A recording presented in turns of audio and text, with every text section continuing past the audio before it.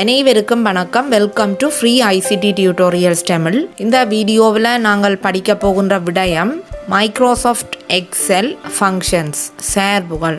XL தொடர்பான 4வது வீடியோவாக இந்த வீடியோ அமைகின்றது. இதற்கு முன்னைய வீடியோக்களை நீங்கள் பார்க்க வேணும் என்று சொன்னால் இந்த வீடியோவின் டிஸ்கிரிப்ஷனில் அந்த லிங்க்ஸ் வழங்கப்பட்டுள்ளது, நீங்கள் பார்த்துக்கொள்ள முடியும். ரைட், இப்போ நாங்கள் வீடியோக்குள்ளே போகலாம். மைக்ரோசாஃப்ட் எக்ஸல் என்ற மென்பொருள் கணித்தல்களை மேற்கொள்வதற்காக பயன்படுத்தப்படுகின்ற ஒரு மென்பொருள். இதில் பிரதானமாக 2 முறைகளில் கணித்தல்கள் மேற்கொள்ள முடியும் என்பது பற்றி இதற்கு முன்னைய வீடியோவில் பார்த்த நாங்கள். அதாவது ஒன்று சூத்திர முறை ஃபார்முலா மெத்தட், அடுத்தது சார்பு முறை ஃபங்க்ஷன்ஸ். இப்போ சூத்திர முறை பற்றிய விவரங்கள் முழுமையாக 3வது வீடியோவில் பார்த்து விட்டோம். இந்த வீடியோவில் நாங்கள் எக்ஸல் சார்பு முறை மூலம் எவ்வாறு கணித்தல்களை மேற்கொள்ள முடியும் என்பது பற்றி தான் படிக்க போகின்றோம். எக்ஸலை பொறுத்தவரை நிறைய ஃபங்க்ஷன்ஸ் சார்புகள் இருக்கின்றன. ஆனால் தரம் 10ஐ பொறுத்தவரை பிள்ளைகள் உங்களுக்கு 5 சார்புகள் தான் உள்ளன. ரைட், இப்போ நாங்கள் என்னென்ன சார்புகள் என்பது பற்றி பார்க்கலாம். சம், அவரேஜ், மேக்ஸ், மின், கவுண்ட். காப்போத சாதாரண தர இறுதி பரீட்சையின் போது உங்களுக்கு இந்த 5 சார்புகள் தொடர்பாகத்தான் வினாக்கள் வரும். ரைட், இப்போ நாங்கள் இங்கு குறிப்பிடப்பட்டுள்ள சார்புகள் என்ன தேவைக்காக பயன்படுத்தப்படுகின்றன என்பது பற்றி முதலில் பார்க்கலாம். முதலாவது சார்பு சம். இது கல முகவரிக்குள்ள இருக்கின்ற பெறுமதிகளை கூட்டுவதற்கு பயன்படுத்தப்படுகின்றது. இரண்டாவதாக அவரேஜ். இது சராசரி பெருமானத்தை காண்பதற்கு பயன்படுத்தப்படுகின்ற ஒரு சார்பு. மூன்றாவது மேக்சிமம், அதாவது தெரிவு செய்யப்பட்ட செல் ரேஞ்ச் கல வீச்சினுள் உள்ள மிக பெரிய பெருமானத்தை அறிவதற்கு பயன்படுத்தப்படுகின்ற ஒரு சார்பு. மினிமம், அந்த கல வீச்சினுள் இருக்கின்ற மிக சிறிய பெருமானத்தை அறிவதற்கு பயன்படுத்தப்படுகின்ற சார்பு. அடுத்தது கவுண்ட். தெரிவு செய்த கல வீச்சில் உள்ள எண்களை மட்டும் எண்ணி போடுவதற்கு பயன்படுத்தப்படும். ரைட், இப்போது நாங்கள் பிராக்டிக்கலாக இந்த 5 சார்புகளையும் செய்து பார்க்கலாம். இங்கு ஒரு அட்டவணை வழங்கப்பட்டுள்ளது. 3 பாடங்கள் தரப்பட்டுள்ளன. இவற்றிலிருந்து டோட்டல் மார்க்ஸ் காண வேண்டும். அடுத்ததாக அவரேஜ் காண வேண்டியுள்ளது. அடுத்து ஹையஸ்ட் மார்க்ஸ், ஒவ்வொரு பாடத்துக்கும் உரிய ஹையஸ்ட் மார்க்ஸை காண வேண்டியுள்ளது.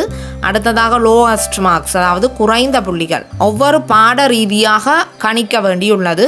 இறுதியாக கவுண்ட் என்ற ஃபங்க்ஷனுக்குரிய செயற்பாடை நாங்கள் செய்து பார்ப்பதற்கு இருக்கின்றோம். ரைட், இப்பொழுது நாங்கள் டோட்டல் மார்க்ஸை காணலாம். டோட்டல் மார்க்ஸ் கூட்டுவதற்கு சம் என்ற ஃபங்க்ஷன் பயன்படுத்தப்படுகின்றது. ஆகவே ஃபார்முலா மெத்தடாக இருக்கட்டும் அல்லது ஃபங்க்ஷன் சார்புகளாக இருக்கட்டும், எது என்றாலும் முதலில் நாங்கள் சமன் அடையாளம் போட வேண்டும். சமன் அடையாளத்தை போட்ட பின்னர் SUM சம் என டைப் பண்ணி பிராக்கெட் போடுகின்றோம். அந்த பிராக்கெட்டினுள் இந்த ஒவ்வொரு எண்களையும் செலக்ட் பண்ணி விடுகின்றோம். இந்த கூட்ட வேண்டிய எண்கள் முழுவதுமாக செலக்ட் பண்ணப்படுகின்றது. இந்த பிராக்கெட்டை க்ளோஸ் பண்ணுகின்றேன். இப்போது என்டர் கீயை பாவிக்கின்றேன். ரைட், இதற்குரிய விடை வந்துவிட்டது. நாங்கள் இன்னொரு மெத்தட்டும் மேற்கொள்ளக்கூடியதாக இருக்கும்.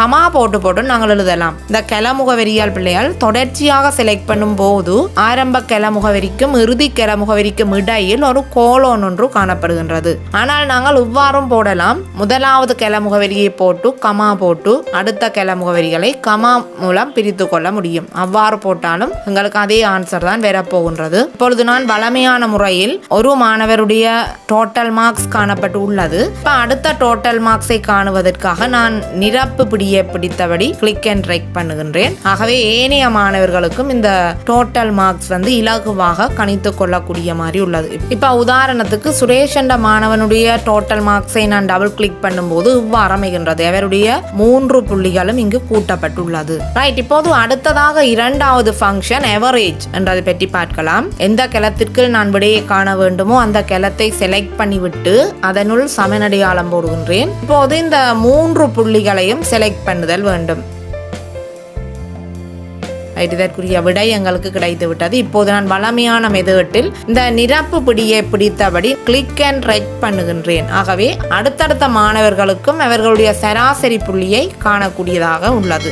அடுத்ததாக மேக்ஸ் மின். இப்ப ஹையஸ்ட் மார்க்ஸ் எனும் போது மேக்சிமம் மார்க்ஸ் உயர் புள்ளியை போட போகின்றேன். ஆகவே சமன் பிரேக்கெட் பண்ணுகின்றேன். இந்த பிரேக்கெட்டுக்குள்ள நான் மேக்ஸிமம் மார்க்ஸை காண வேண்டிய அந்த குறிப்பிட்ட செல் ரேஞ்சை நாங்கள் செலக்ட் பண்ணி விடுகின்றோம். பிரேக்கெட்டை க்ளோஸ் பண்ணுகின்றேன். என்டர் கீயை பாவிக்கின்றேன். இப்போது வழமையான மெத்தடில் இந்த நிரப்பு பிடியை பிடித்தபடி நான் கிளிக் அண்ட் ட்ராக் பண்ணுகின்றேன். அடுத்தடுத்த பாடங்களுக்கு உரிய ஹையஸ்ட் மார்க்ஸ் போடப்படுகின்றது. ரைட், அடுத்ததாக பிள்ளைகள் லோவஸ்ட் மார்க்ஸ் காண போகின்றோம். இப்போ லோவஸ்ட் மார்க்ஸ் என்னும் போது அதற்கு நாங்கள் மின் என்ற ஃபங்க்ஷனை பாவிக்கின்றோம். ஆகவே ஈக்குவல் சைன் போட்டு நான் மின் என போடுகின்றேன். இப்போது பிரேக்கெட்டுக்குள்ள நான் செல் ரேஞ்சை செலக்ட் பண்ணி விடுகின்றேன். ரைட், இப்போது வழமையான முறைதான் கிளிக் அண்ட் ட்ராக் பண்ணுகின்றேன். ரைட், ஆகவே ஒவ்வொரு பாட ரீதியாக எங்களுக்கு குறைந்த மற்றும் கூடிய புள்ளிகளை நாங்கள் விடைகளாக பெற்றுள்ளோம். இப்ப 4 ஃபங்க்ஷன்ஸ் படித்து விட்டோம். ஒன்று சம், எவரேஜ், மேக்ஸ், மின்.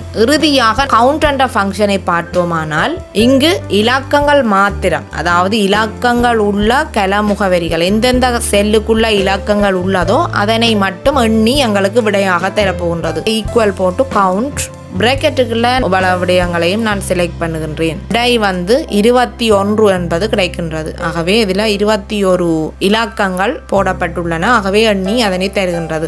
இதே ஃபங்க்ஷன்ல செல் ரேஞ்சை மாற்றுகின்றேன். இதனை டிலீட் பண்ணி விட்டு இந்த மாணவர்களது பெயர்களுடன் செலக்ட் பண்ணுகின்றேன். இப்போது என்டர் கீயை பிரஸ் பண்ணுகின்றேன். இப்போதும் 21 என்பது எங்களுக்கு விடையாக கிடைக்கிறது. அப்ப உங்களுக்கு விளங்க வேண்டும். இதில் இருந்து இங்கு டெக்ஸ்ட் பெயர்கள் உள்ள செல் கலங்கள் ஒன்றுமே இங்கு கவுண்ட் பண்ணப்படவில்லை, எண்ணப்படவில்லை. இலக்கங்கள் உள்ள கலங்கள் மாத்திரமே எண்ணப்பட்டுள்ளன. அதுதான் அதே விடை எங்களுக்கு கிடைத்துள்ளது. இப்போது பார்க்கலாம் இன்னொரு செல் ரேஞ்சின் மூலம் இப்ப நாங்கள் இந்த இடைவெளிகள் எண்ணப்படுகின்றதா என்பதற்குரிய ஒரு டவுட் ஒன்றை கிளியர் பண்ணி கொள்ளலாம். இப்ப நான் உதாரணமாக இந்த குறிப்பிட்ட இவ்வளவு ரேஞ்சையும் நான் செலக்ட் பண்ணுகின்றேன். இப்போ செலக்ட் பண்ணி விட்டு நாங்கள் இந்த பிரேக்கெட்டுக்கு அடுத்ததாக இந்த கர்சரை கிளிக் பண்ணி விட்டு தான் நாங்கள் என்டர் கீயை பாவிக்க வேண்டும். 4 என்பது எங்களுக்கு விடையாக வருகின்றது. இப்ப டபுள் கிளிக் பண்ணி பார்க்கும்போது இவ்வளவு செல் ரேஞ்சும் செலக்ட் பண்ணி இருந்தாலும் எங்களுக்கு இந்த இலக்கங்கள் உள்ள செல்ஸ் மட்டும்தான் எண்ணப்பட்டு இங்கு விடையாக போடப்படுகின்றது. ஆகவே உங்களுக்கு இறுதி முடிவாக தெரிய வேண்டியது இங்கு